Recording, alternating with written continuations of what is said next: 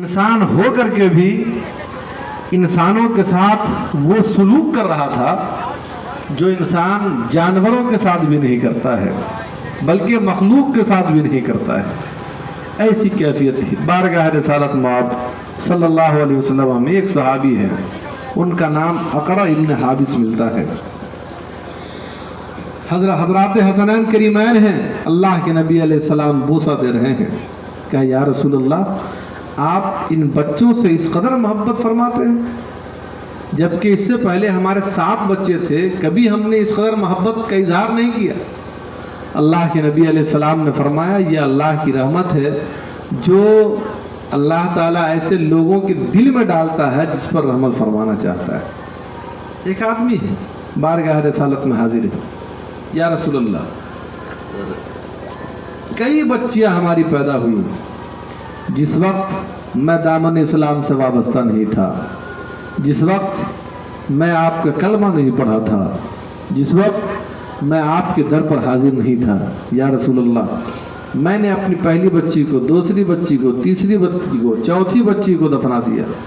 5ویں بچی میری بڑی ہو چکی تھی۔ وجہ یہ تھی یا رسول اللہ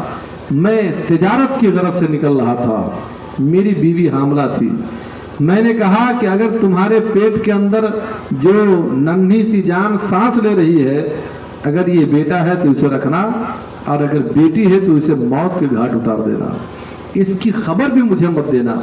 یا رسول اللہ جب میں کچھ دنوں کے بعد آیا تو میری بیوی نے اپنی اس بچی کو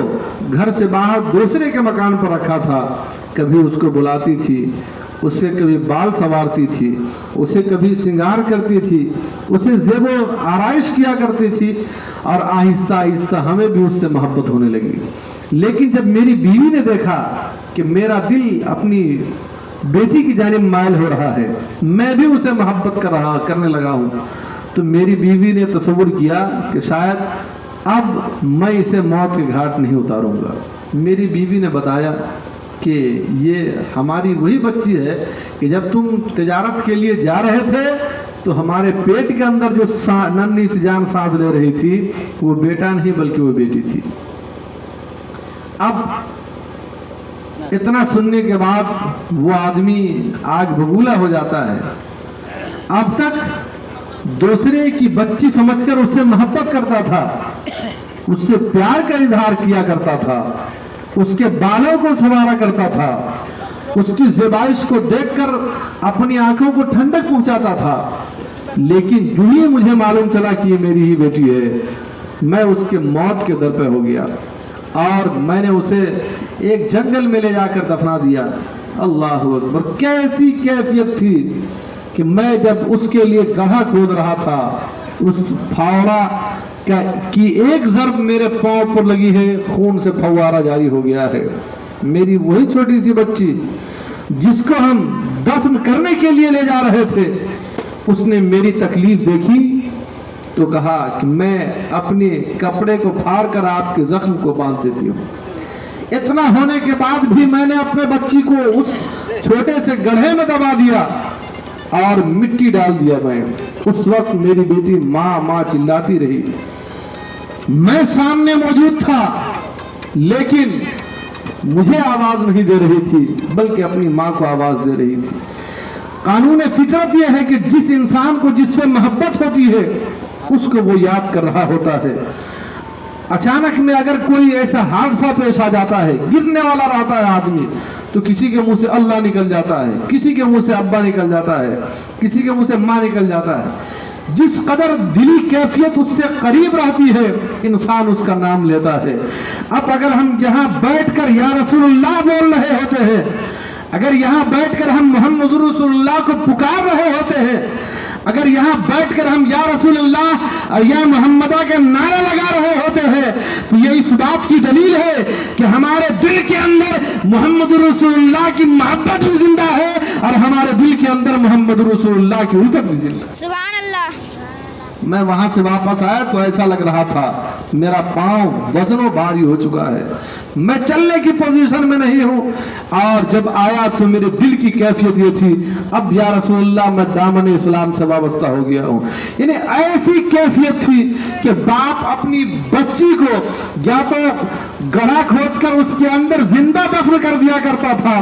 یا اسے بنا سگار کر کے پہاڑ پر لے جاتا اسے دھکا مار کر نیچے گرا دیا کرتا تھا. قرآن کریم نے اس کی منظر کشی اس طریقے سے کی ہے وَإِذَا بُشِّرَ أَحَدُهُم بِالْأُنثَىٰ ظَلَّ وَجْهُهُ مُسْوَدًّا وَهُوَ كَظِيمٌ يَتَوَارَىٰ مِنَ الْقَوْمِ مِنْ سُوءِ مَا بُشِّرَ بِهِ أَيُمْسِكُهُ عَلَىٰ هُونٍ أَمْ يَدُسُّهُ فِي التُّرَابِ أَلَا سَاءَ مَا يَحْكُمُونَ. اس دور کو یاد کرو کہ ایسا دور تھا کہ اذا بشر احدهم بالانثى کہ ان میں سے جب کسی کو اس بات کی بشارت دی جاتی اور خبر دی جاتی کہ تمہارے گھر بیٹی پیدا ہوئی ہے تو اس انسان کا چہرہ غصے کے مارے کالا پڑ جاتا تھا اور اپنی قوم سے چھپا چھپا پھرتا تھا کہ ایسا نہ ہو کہ ہماری قوم کا کوئی آدمی بولے کہ تمہیں بہن ہوئی ہے, ہماری قوم کا کوئی آدمی بولے کہ تمہیں پوتی ہوئی ہے, ہماری قوم کا کوئی آدمی بولے کہ ایک مؤنث اور ایک بچی نے تیرے گھر کے اندر جنم لیا ہے. اس خبر کو سننے کے لیے انسان اور سننے کے خوف سے انسان اپنے چہرے کو چھپایا پھرا کرتا تھا, قوم سے بھاگا بھاگا پھرا کرتا تھا اور وہ سوچتا تھا ایمسکہ علی ہون ام یدسہ فی التراب کہ وہ اس ذلت کے بوجھ کو یا تو برداشت کرے گا ام یدسہ فی التراب یا زمین کے اندر دفن کر دے گا. قرآن کریم فرماتا ہے الا ساء ما یحکمون, وہ کتنا برا فیصلہ تھا جو تم لوگ وہ لوگ کیا کرتے تھے. اپنی ننھی سی جان کو جو اپنے جگر کا ٹکڑا ہو جس کی پیدائش کے تعلق سے کیونکہ وہ بھی ہمارے جسم کا ایک حصہ ہے, وہ بھی ہماری اولاد ہے, اور اس وقت کی کیفیت یہ تھی کہ دل انسان کا اس قدر مردہ ہو چکا تھا, ضمیر اس قدر مردہ ہو چکا تھا کہ جس کا کوئی گناہ نہیں ہوا کرتا تھا, جس سے کسی غلطی کے سرزد ہو جانے کا امکان موجود نہیں تھا.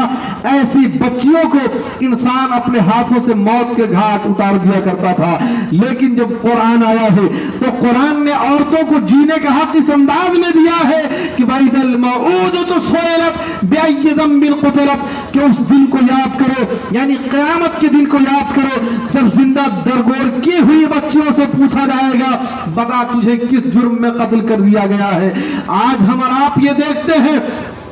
اگر ایک ظالم رہتا ہے اور ایک مظلوم ہوتا ہے تو ہمارا طریقہ یہ ہوتا ہے ہم ظالم سے پوچھ رہے ہوتے ہیں اس نے کوئی گناہ نہیں کیا ہے, اس نے کوئی غلطی نہیں کی ہے, اس نے کوئی غلط کام نہیں کیا ہے, لیکن تو نے اس بے قصور انسان پر ظلم کے پہاڑ کیوں اٹھائے ہیں, تو نے اس بے گناہ انسان کو موت کے گھاٹ کیوں اتارا ہے, تو نے اس لاچار انسان پر ہاتھ کیوں اٹھایا ہے. لیکن دنیا سے الگ ہو کر کے قانون الہی میں حاضر ہوئیے, بارگاہ الہی میں حاضر ہوئیے,